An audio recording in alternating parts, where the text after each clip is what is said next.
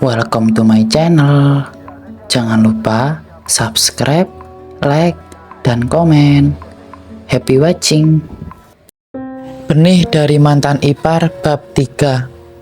Membeli tespek. Arka melempar apapun yang ada di atas meja kerjanya. Pria itu tampak frustasi karena tidak berhasil menemukan keberadaan Zara. Kenapa aku harus kehilangan gadis itu lagi? Gumam Arka sambil melihat foto Zara yang dia ambil ketika gadis itu tidak sadar kemarin.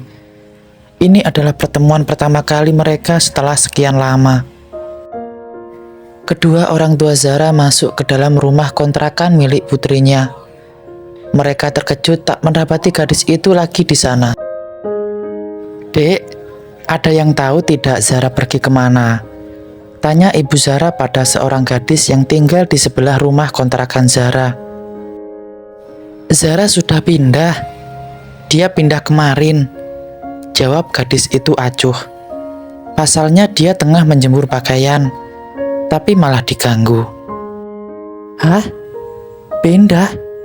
Keduanya nampak kaget, seakan tak percaya jika Zara pindah tanpa memberitahu mereka. "Kalau boleh tahu pindahnya kemana?" "Saya juga nggak tahu," jawab gadis itu ketus, lalu masuk ke dalam rumah kontrakannya. Gadis itu meninggalkan kedua orang tua Zara yang menatap punggungnya dengan tatapan tajam. "Tuh, Bapak lihat sendiri kan gimana karakter anak zaman sekarang? Baru ditanya sebentar jawabannya kayak gitu. Makanya ibu agak berat hati menyuruh Zara kuliah di kota. Takut dia malah jadi kayak anak-anak yang nggak sopan itu. Sekarang benar, Zara bahkan sudah durhaka dengan tidak memberitahu kita jika dia pindah," omel ibu Zara. "Udah, yang penting sekarang kita harus mencari tahu di mana tempat tinggal Zara. Karena besok Yanto dan putranya akan berkunjung ke rumah kita untuk melihat Zara. Bisa gawat jika kita tidak membawa pulang putri kita itu." Ibu Zara tampak menakutkan. Itu juga yang menjadi beban pikirannya sekarang, yaitu menemukan keberadaan Zara. "Gimana kalau kita tanya sama pemilik kontrakan? Pasti dia tahu kemana Zara pindah." Tanpa berlama-lama lagi, keduanya mulai berjalan kaki menuju rumah pemilik kontrakan yang tidak jauh dari sana. Saat tiba di depan pintu rumah, keduanya memanggil sembari menunggu yang punya rumah keluar. "Assalamualaikum."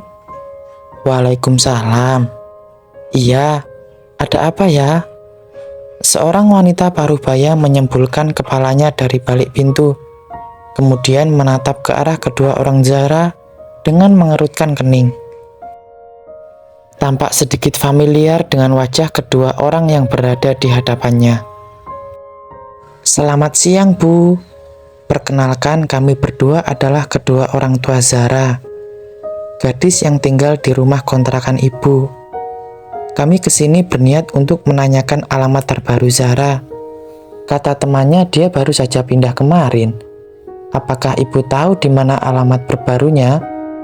Tanya ibu Zara tanpa basa-basi. Waktu mereka kurang dari 24 jam untuk membawa Zara pulang. Jika mereka terlambat, mereka akan sangat malu dengan Yanto dan putranya. "Oh, orang tua Zara. Mari masuk, Bu.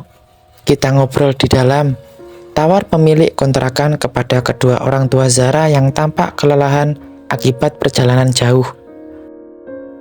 Memang benar mereka sangat kelelahan, tapi mereka tidak ingin membuang waktu lebih lama lagi.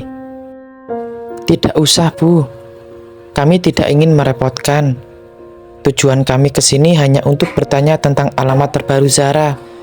Jika Ibu berkenan, bisakah Ibu memberitahukannya?" Pemilik kontrakan tanpa berpikir, lalu kemudian menggeleng. Zara pindah tanpa meninggalkan alamat terbaru. Bahkan teman-temannya saja tidak ada yang tahu kemana Zara pindah. Saya tidak terlalu peduli, karena saya pikir gadis itu bukan pindah, melainkan pulang ke kampung halaman tempat di mana ibu dan bapak tinggal. Kata pemilik kontrakan berhasil membuat kedua orang tua Zara kaget. Bagaimana bisa tidak ada satu orang pun yang tahu kemana gadis itu pindah? Zara sepertinya memang sengaja untuk tidak memberitahukan keberadaannya pada siapapun. Karena tidak menemukan keberadaan putrinya, akhirnya kedua orang tua Zara pamit untuk mencari Zara ke tempat lain.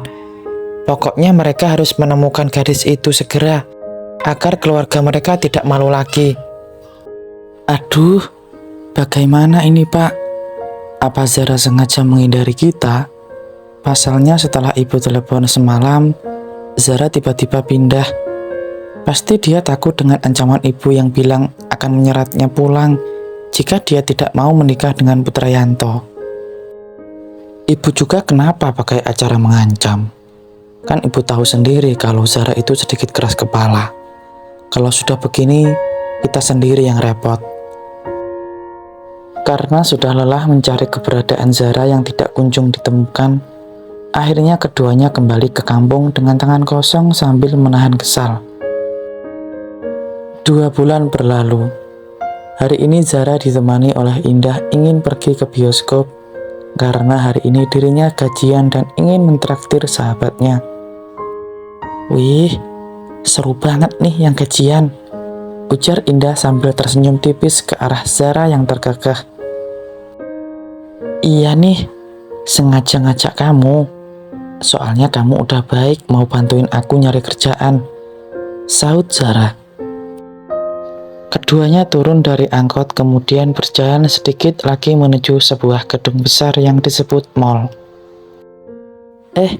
Ngomong-ngomong kamu betah tidak kerja di tempat itu? Maaf kalau aku tidak bisa mencairkan tempat kerja yang sedikit ringan buat kamu. Soalnya nyari kerjaan untuk paruh waktu agak susah di sini. Betah kok. Apalagi orang di sana baik-baik. Meskipun terbilang baru, tapi mereka begitu baik terhadapku. Mereka menegur jika aku ada salah. Pokoknya aku sangat betah bekerja di sana, jawab Zara sambil tersenyum. Memang benar jika dirinya betah bekerja di tempat yang direkomendasikan oleh Indah. Karena orang di sana begitu baik, meskipun gaji terbilang kecil. Sisihkan untuk uang kos sama semester kamu. Kita nggak perlu nonton. Tiba-tiba Indah berubah pikiran ketika mengingat jika tanggungan Zara begitu besar. Apalagi dia tahu jika sahabatnya itu sekarang tidak bisa mengandalkan siapapun selain dirinya sendiri. Langkah kaki Zara juga berhenti. Dia menoleh ke arah Indah dengan mengerutkan kening.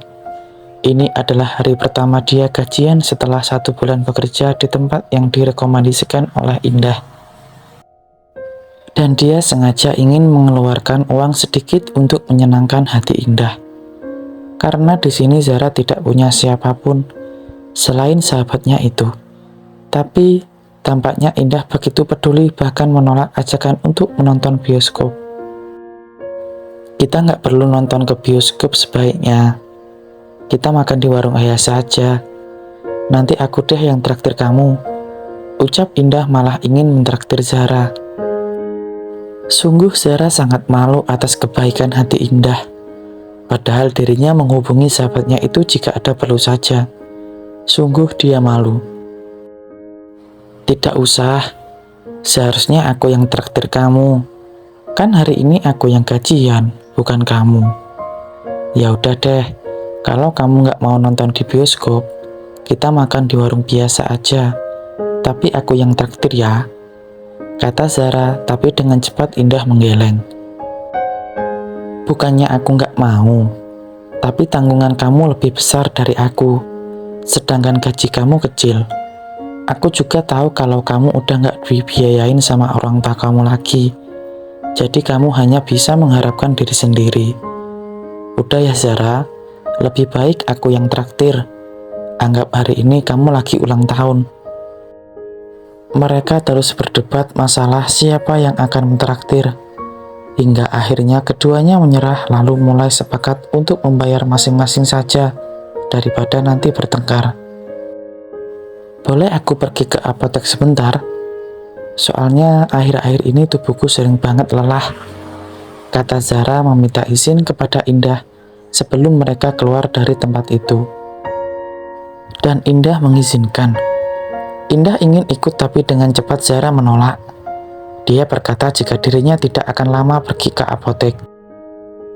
Permisi mbak, saya mau cari tes pack, ucap Zara sedikit berbisik kepada karyawan yang bekerja di sana. Dia tidak mau kalau tiba-tiba nanti Indah muncul di belakang dan mendengar jika dirinya membeli tes pack. Setelah selesai membeli barang yang dia perlukan, Zara menghampiri Indah yang menunggunya di dekat tangga.